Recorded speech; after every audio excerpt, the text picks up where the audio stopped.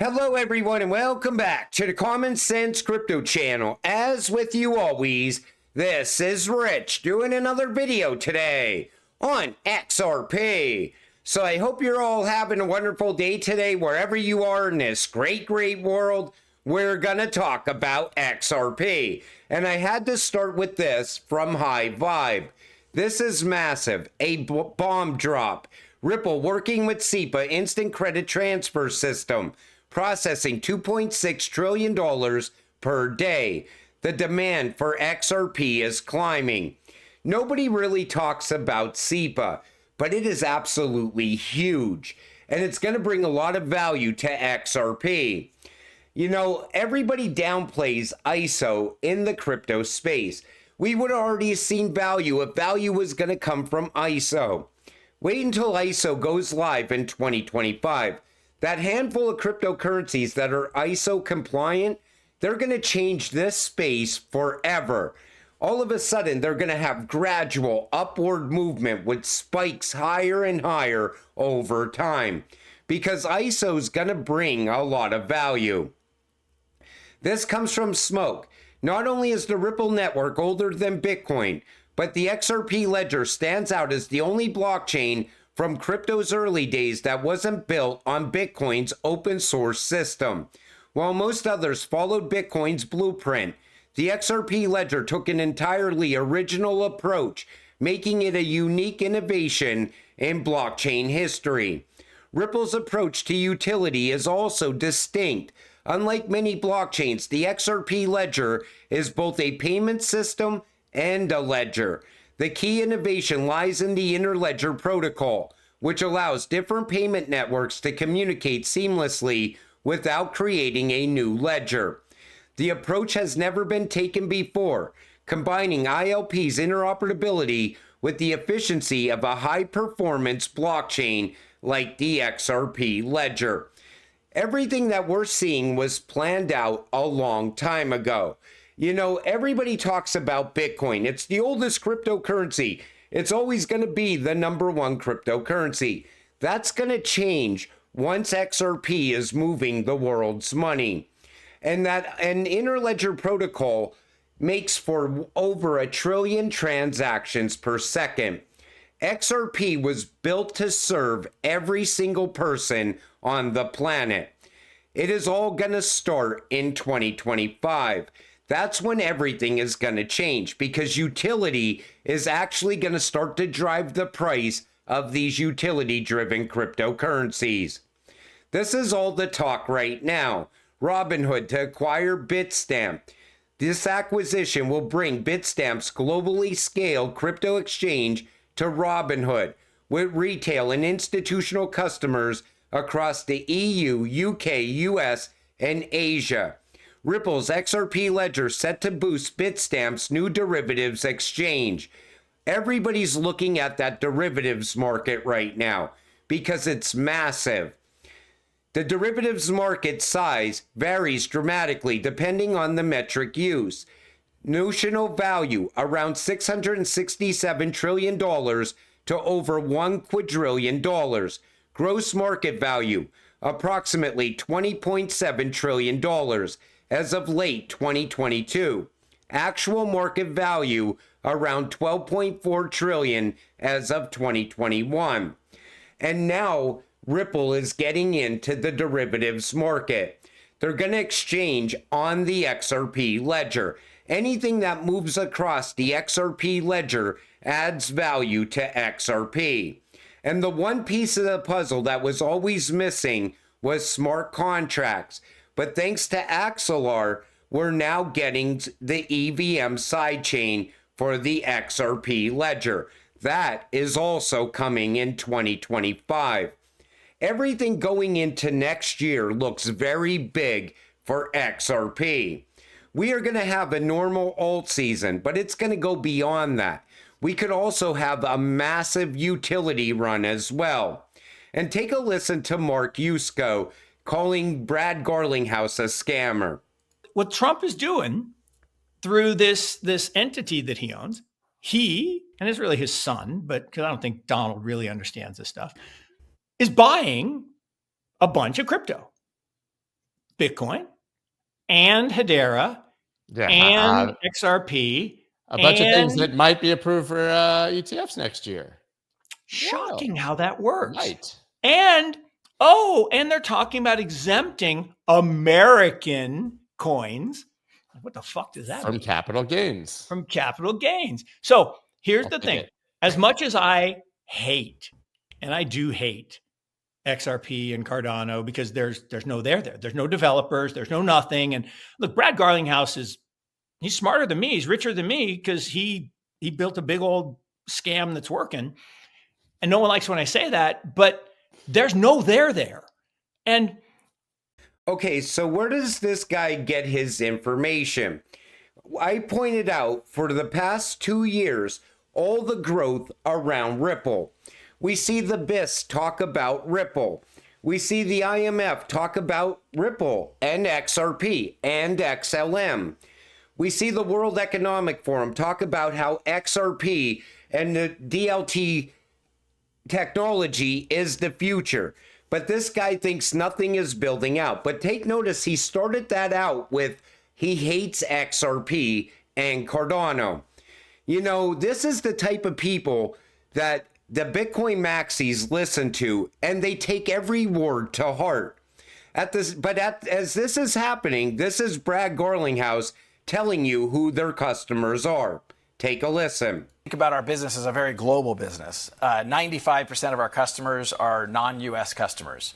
About 40% of our business is in the Asia-Pacific region in terms of payment flows. And again, our customers, Ripple, the company, our customers are banks, financial institutions, payment providers. We use the XRP ledger and we use the token XRP to kind of facilitate these transactions. Some people get confused about which is which, but Ripple, the company, our customers are all these banks and financial institutions. And they use XRP to facilitate transactions. But when you listen to these people talk, I think what it is there was no movement for XRP for a long period of time. But ask yourself this, how long does it take to build out an entire new financial system? Because that's what Ripple is doing. They're working on replacing SWIFT. Banks, they came to Ripple because they want an alternative to SWIFT. Nobody wants to wait for their money to go from one country to another 2, 3, 4 days and then pay a high fee for that service. They want real-time payments. They want fast, cheap, and secure. The problem is a lot of people, they stop looking at XRP because they're only focused on the price of Bitcoin. They're only focused on the price of XRP at that moment. But when you start to look beyond the price, that's when you realize, holy shit, they're building out an entire new financial system. And it doesn't include their precious Bitcoin, which is propped up by worthless Tether. And Michael Saylor, his whole plan and his strategy of buying up all this Bitcoin and leveraging debt, I don't understand how people don't see what's going to happen with Bitcoin. Well, eventually, XRP is going to be the #1 cryptocurrency. You don't go and put all these rails in place all around the world while you're still tied up with the SEC in a lawsuit for no reason. XRP is going to run on all of those rails. And once this system goes live, that's it for anything that was ever built on hype. FDIC warns 68 U.S. banks in danger of insolvency. Once again, they're telling you there's a problem at the banks. So when you see the problem, and it's a massive liquidity problem that's coming, and it could be looked at as a liquidity crisis, what are they going to run to solve this problem? What provides liquidity? XRP. And that's why the banks, they want to work with Ripple. They want to utilize the RippleNet technology. A lot of them would already be utilizing XRP, but because of we don't have regulations in place yet, nobody's allowed to touch crypto or digital assets. Once regulations are in place, that will change overnight. And there's a reason why Ripple is also meeting with Trump. And did you take notice that he said Trump doesn't know anything about crypto? Yet Trump was meeting with Ripple back in 2017 and 2018 before all this hype showed up for this stupid Bitcoin reserve. Confidence for investors, builders, and founders. The more and more progress we make on the policy front, the more interest we're going to see from additional retail investors, but also new investors. Take a listen to this. Optimistic prediction in terms of timeline, like first half next year?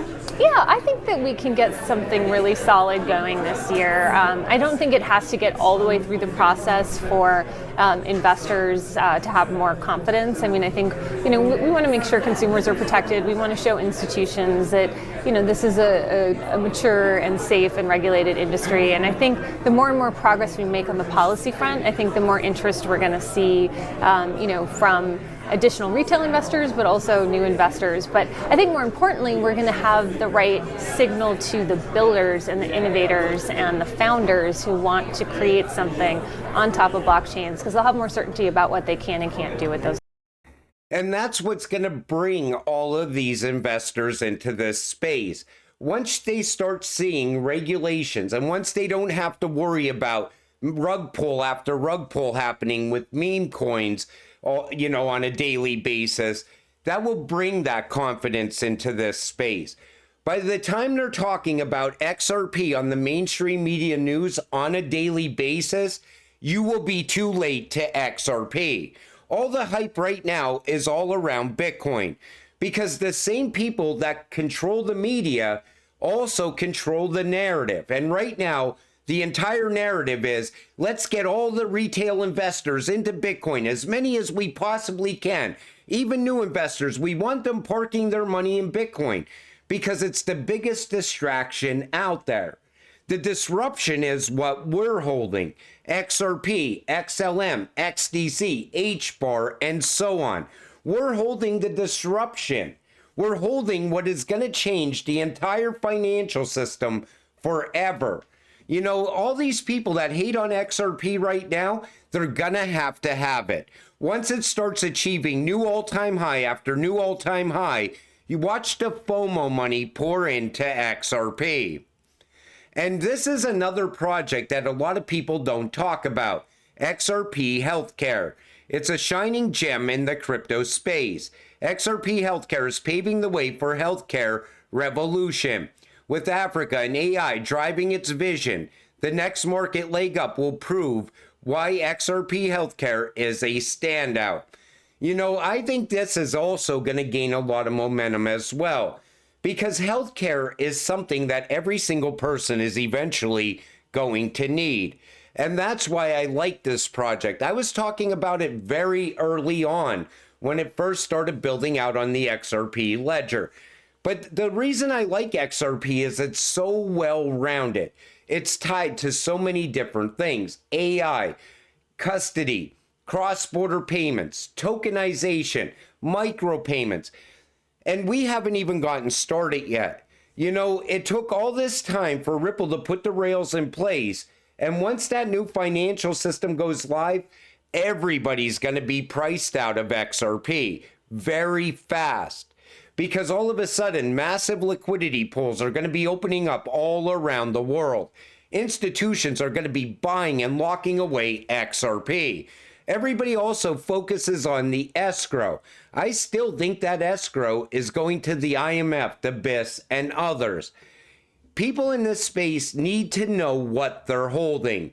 It's easy for someone to come out and say, I just absolutely hate XRP, and I think Brad Garlinghouse is a scammer. But I don't understand anything about XRP, so that's why I hate it. That's how these people talk. Even when you try to point out all the problems with Bitcoin on X, right away the maxis come out of the woodwork. And I think some of them are paid bots, because they all say the same exact thing. Oh, well, look at the escrow. Look at how much XRP Ripple's holding. But they never want to talk about how much Bitcoin the US government is holding. I still think Biden's going to dump that Bitcoin on his way out the door on January 19th. Then beyond that, you start to look at the problems with Tether. It can't pass MiCA. It's not going to pass US regulations as well. Now Tether is getting involved with Rumble. They're grasping for straws. They're opening up, Tether AI, and then they had Tether tokenization. They're going with whatever they can to stay relevant as long as they can. That's a problem. When their own CEO says they don't need Europe or the United States, that's a huge red flag. Saylor talking about buying Bitcoin consistently and how he has this massive, master plan, but it includes going into debt to buy it and buying Bitcoin with debt. That's a problem. Then you have BlackRock saying that the supply is not 21 million, that the supply can change. You don't see that as a problem, but yet everybody hates XRP. I don't get it. We have all these people that actually utilize XRP for its use case telling you that they utilized it and they can move a shit ton of money around the world for a fraction of a penny in a matter of seconds. So the technology is proven, and you have the BIS, the IMF, World Bank, and so on looking at it as the future, but yet people still just want to hate on it till it starts moving in price. Then everybody has to have it. Sorry, I went on a bit of a rant there, but it pisses me off because you have all these new investors coming into this space and they're starting to look at utility and use case and see the purpose of crypto. And right away, you have all these XRP haters. Oh, you got to come over here and study Bitcoin. I did study it. Guess what I found out? It has zero utility. But we are XRP holders. We're going to watch all of this play out in real time. And as it plays out, we are going to continue to get richer and richer over time. But until it all happens, you got to stay patient, stay positive, and we will get rich together. With that said, I'm going to wrap up this video. I want to thank you all for watching. I appreciate all of you. I'll see you in the next one. Have a great night.